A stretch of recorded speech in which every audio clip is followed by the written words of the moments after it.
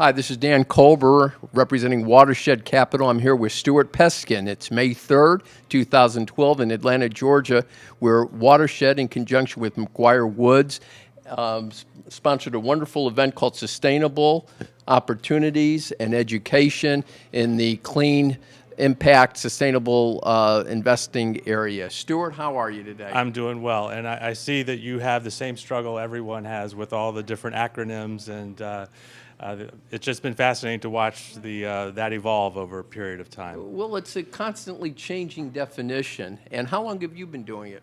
Well, I've been touching it in one way or another for 20 plus years. You're a veteran then. Yes, You're am I indeed. right? Yeah, Indeed. absolutely. How'd you get involved in it? Well, the first time I touched it most closely was with a firm that created an index strategy using some screens from a third party. I see. And now you help people, mostly foundations, family offices. Exactly.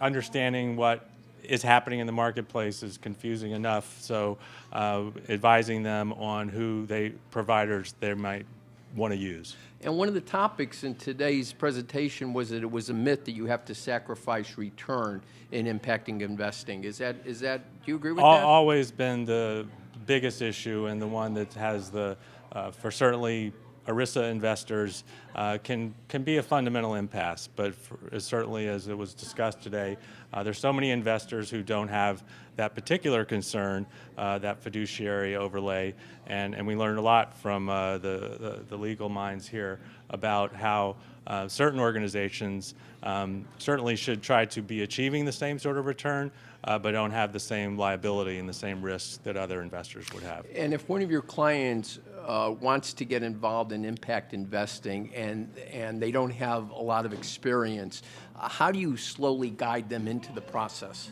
Yeah, I think it's been said many times, but here today it's going to events like this, hearing it from organizations who've been down the path, the bumps in the road or the positive outcomes that they've had, and learning from their experiences. So given how long this type of style of investing has been around, there's so much more than just anecdotal information, but certainly there's nothing like talking to someone who's sort of sitting in the same seat as you. There was a certain passion in the room today where you got the feeling that people were proud of what they were doing. It wasn't just earning a living and investing money. There was something more to it. Explain that. Right. Well, I think as it was discussed, in terms of most foundations spend an incredible amount of time deciding what it is that they want to grant money to, and at a higher level, what types of issues that they want to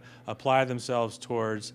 And the same can be said for the approach they would use in impact investing, that they're going to have to deal with the multitude of possibilities, but in a sense, there is the potential for the same type of outcome in terms of the impact that they're going to have with the grant or the impact they're going to have with an investment.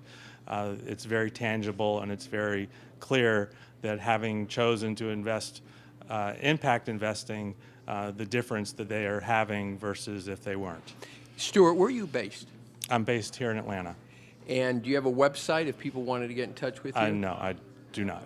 So you're low tech and hands on, and that's Right. great. There's too much PowerPoint in my opinion and reliance. So I'm with you on that. So any practical advice you want to give people in terms of assembling a team to help them in these sort of uncharted waters? Yeah, I would say it is. Again, I have the benefit of watching the evolution, and I think that is the story that everybody wants to completely understand. I think there's nothing, while it doesn't seem like history, I think there's so much that has happened in the past 20, 25 years that people should learn, what the developments have been, what the hang-ups have been, and how they're slowly being overcome. So if 20 years ago, when you started getting involved in this, and now it's over 20 years later, what would you say surprises you most about the evolution of the space over the past 2 decades? I would say that it took as long as it did, that the word impact while it was around, say, use that as sort of a particular marker. Just hearing today's discussion, that seemed to be the overall theme, the overall driver of what people were achieving with these investments, whereas so much time in the past has been spent on negative screening.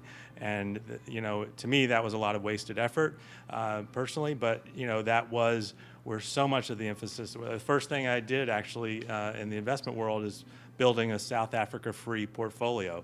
Now, I'm not saying the fact that changes happened in South Africa was a bad thing, but some of the efforts in South Africa-free, I think, were, didn't really help, and really were a lot of time and energy spent, that might have been spent better on impact investing. I see.